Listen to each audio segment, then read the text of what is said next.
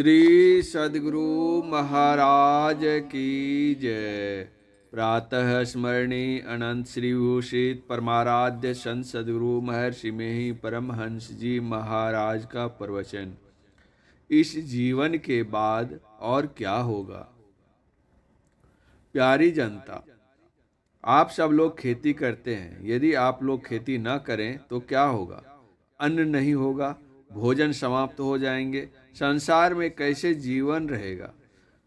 भूख लगने पर जो कष्ट होता है लोगों को मालूम है। भोजन नहीं मिलने पर जो नहीं खाने का वह खा लेता है, जो नहीं करने का वह कर लेता है। विश्वामित्र बड़े तपी थे। उनके समय अकाल पड़ा था तो किसी तरह प्राण बचाने के लिए लोग वृक्ष का छिलका पत्ता खा गए। विश्वामित्र ऐसे तपस्वी होते हुए भी डोम के यहाँ कुत्ता का मांस लिया, सो भी चोर के रूप में। डोम के पहचानने पर विश्वामित्र बोला, मनुष्य मरने की अवस्था में प्राण बचाने के लिए प्राण रक्षार्थ कोई भी उपाय कर सकता है। प्राण बचने पर अनेक धर्म हो सकते हैं, कहकर भोजन किया। भंगहा में एक माई दूसरे गांव से आई थी। भूख सहन न कर सकी तो अपने बच्चे को पकाकर खा गई। बिना खेती किए खाना कैसे होगा, वस्त्र कैसे पहने, द्रव्य भी कहाँ से आवे। केवल हीरा मोती घर में रहे और खाने की चीज न रहे तो भूखे मर जाएंगे। लोग इसी डर से खेती करते हैं कि खेती नहीं करेंगे तो भूखे रहना पड़ेगा। लड़के गुरुजी के डर से, घर में माता पिता के डर से पढ़ते हैं। इस अवस्था में नहीं पढ़ने से पीछे संसार में विद्याहीन होकर महादुखी होगा। ऊंचे ऊंचे हाकिम तक डर के मारे अपना अपना काम करते हैं। ठीक ठीक काम नहीं करने से पद से नीचे गिरा दिए जाएंगे, बदनामी होगी। इस प्रकार अपने जीवन में सुख से रहने के लिए लोग डर के मारे प्रबंध किया करते हैं। जो अपने लिए सुप्रबंध नहीं करते वे दुखी रहा करते हैं। डर बहुत बड़ी कड़ी छड़ी है। डर से लोग संसार का प्रबंध करते हैं सुखी रहने के लिए। यह भी डर रखो कि इस जीवन के बाद और क्या होगा। केवल शरीर को जला देने से ही काम समाप्त नहीं हो जाता। शरीर छूटने पर वह अपने कर्म के अनुकूल लोक में जाते हैं। पितृलोक, ब्रह्मलोक या नरक, जैसा कर्म किया है उसके अनुकूल। फिर उसको भोग कर इस संसार में आता है। गाड़ी की पहिया के समान उलट पुलट होता रहता है। प्रत्येक बार के जन्म में दुख सुख होता रहता है। ब्रह्मा के धाम में जाओ तो भी कर्म फल नहीं छूटता। इस प्रकार आवागमन का कष्ट लगा रहता है। सब सुकर्म या सब दुष्कर्म ही किसी से हो संभव नहीं। सब कुछ न कुछ सुकर्म और दुष्कर्म करते हैं। आदमी कर्म से ही बुरे या भले का संग करता है। सुकर्म करके लोग स्वर्ग जाते हैं, किंतु सब दिन वहां रहना नहीं होता। संसार में एक जीवन के लिए प्रबंध करते हैं, किंतु इस एक जीवन के बाद फिर क्या होगा इसके लिए भी करो। नीधरक बैठा नाव बिनु चेती न करे पुकार। यह तन जल का बुदबुदा बिनसत नाही बार। पांचों नौवत बाजती होत छति सो राग। सो मंदिर खाली पड़ा बैठन लागे काग। संत कबीर साहब। पूर्ण ईश्वर का भजन करो तो सब दुखों से छूट जाओगे। शरीर का यह स्थूल तल है। इसके भीतर जो प्रवेश करता है वह सूक्ष्म तल में जाता है। सूक्ष्म तल जहां तक है उसको पार करने पर कारण आता है। यह कारण भी छूट जाता है, तब महाकारण होता है। ये चारों जड़ शरीर हैं। जड़ अज्ञान, जड़ मतलब अज्ञान। इसके बाद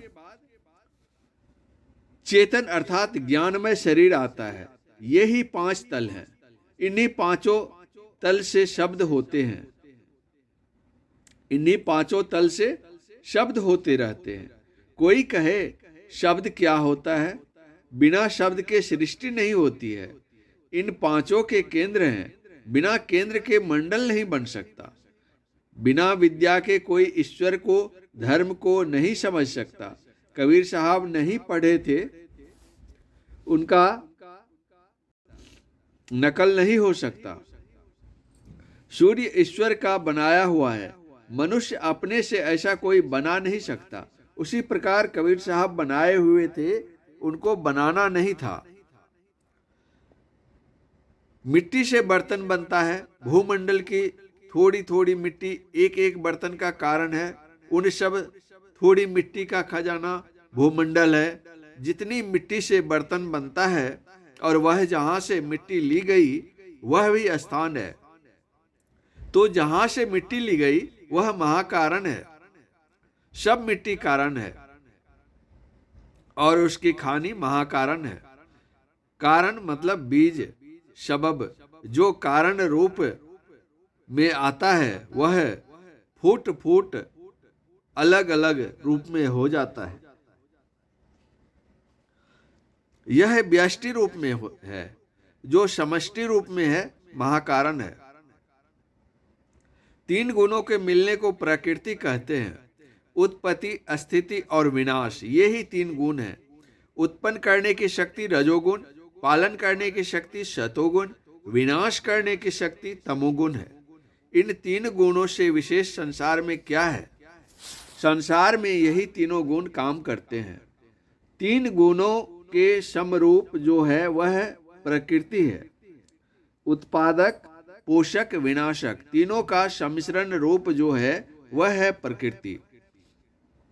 यही प्रकृति समरूप में रहने के से महाकारण है। इसका नाप जोख नहीं हो सकता। 3 शक्ति जहां समरूप में है कुछ हलचल नहीं हो सकता। 3 छोर वाली रस्सी को 3 बराबर बल वाला आदमी खींचे तो हलचल नहीं होगा। उसी प्रकार तीनों गुण समरूप में रहने से महाकारण है। जब ईश्वर की मौज होगी, प्रकृति के किसी अंश पर मौज पड़ने से उस अंश का भाग कंपित हो जाएगा। यह हो जाएगा कारण और अकंपित भाग महाकारण होगा। महाकारण के बिना कारण नहीं होगा। धान का बीज कारण है। धान बोने से अंकुर होता है, यह है सूक्ष्म। फिर धान का वृक्ष हो जाता है, तब होता है स्थूल। इस प्रकार प्रकृति के 4 रूप हैं, यही रचना है। हम लोग प्रकृति के स्थूल भाग में हैं। अपने अंदर धंसो तो सबसे बारीक वह है जो आंख बंद करने पर अंधकार मालूम पड़ता है। अंधकार से आगे बढ़ो तो सूक्ष्म में चले जाओगे। अंधकार छूटने पर क्या मिलेगा? प्रकाश।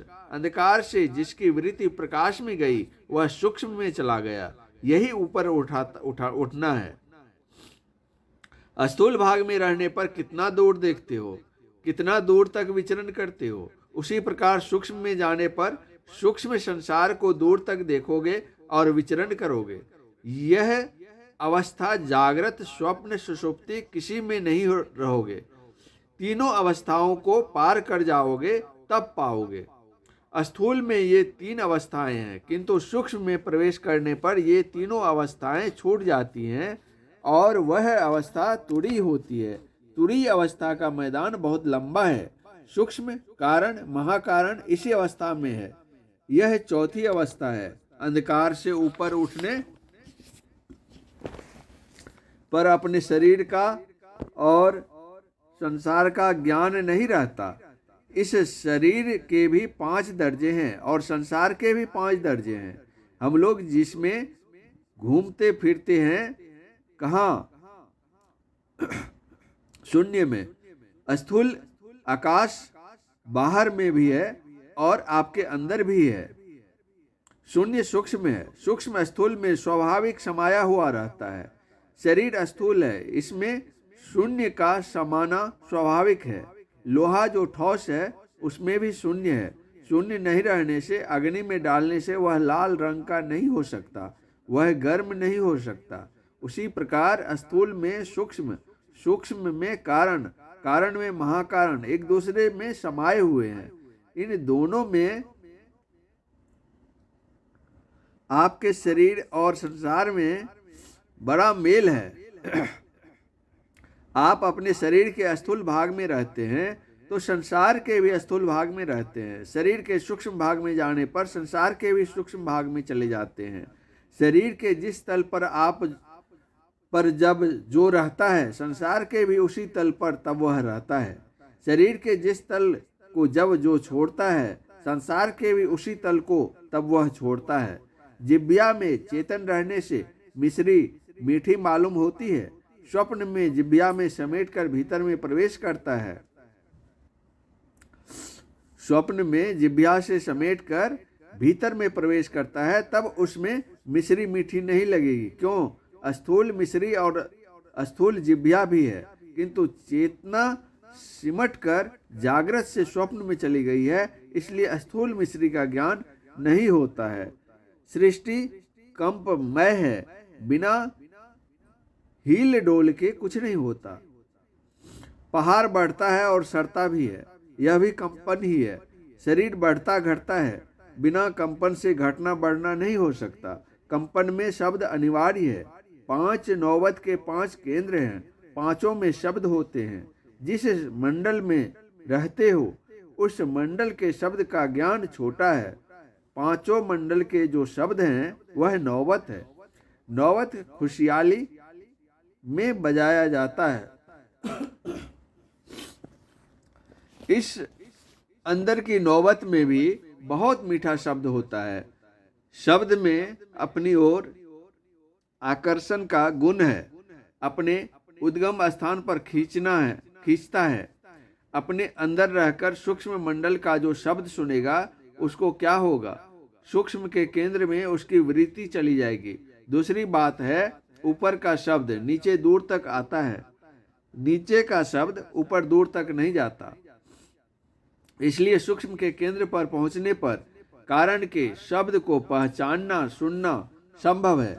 इसी प्रकार कारण के केंद्र पर पहुंचने पर महाकारण के शब्द को पकड़ना संभव है और महाकारण के केंद्र पर पहुंचकर केवल्य के शब्द को सुनना संभव है।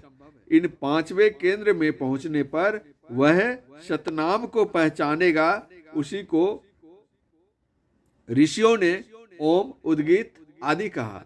उसका केंद्र परमात्मा है। उसको पकड़ने से परमात्मा को प्राप्त कर लोगे। इसीलिए कबीर साहब ने कहा, 5 नौबत बजती होत छति सोराग, सो मंदिर खाली पड़ा बैठन लागे काग।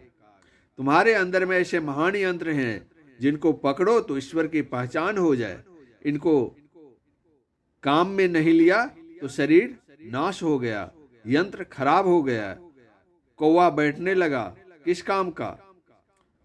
इस शरीर पर कौवा बैठाओ या ईश्वर को प्राप्त करो। एक केंद्र से उसके ऊपर के केंद्र के शब्द को पकड़ना, शब्द की सीढ़ी पाना है। उस पर चढ़ा जा सकता है, ऊपर पहुंचकर वह जीवन मुक्त होता है। जब तक जीवन है उस पर चढ़कर जाता है और आता है। अंतर में चलने के लिए भोजन पवित्र होना चाहिए, मांस मछली का तो कहना ही क्या। आप लोगों को पहले ही से ही मालूम है, जिस कुल में मांस मछली खाने का चलन नहीं है वह कुल बहुत उत्तम है। नशा में अपव्यय, अपवित्रता और रोग है। चावल को धोकर भी खाते हैं किंतु तंबाकू को बिना धोए ही मुंह में डालते हैं।